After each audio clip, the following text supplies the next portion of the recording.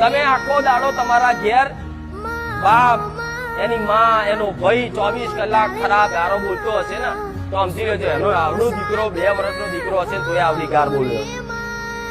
જેમ કે જેવા વાતાવરણમાં રહ્યો છે એવો વાતાવરણની એના પર છાપ પડી, અને એના નાના દીકરાની મેમરી એટલે એનું મન એટલે એકદમ કોમળ, જેમ માટી હોય ભીની હોય એટલે કેવી કોમળ હોય, એમાં જે બીજ નાખો તરત ઉગી જાય ઝાડ.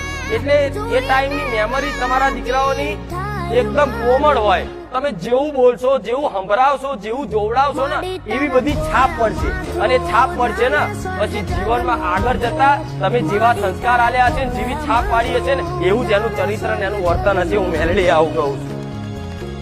એટલે કઈક મા બાપના તો પ્રશ્ન આજના યુગના અને હાલના પ્રશ્ન અત્યારે બેઠા છે ને એવા જેટલાના પ્રશ્ન છે કે માં અમારા દીકરો અમારું કયું માનતો નહીં.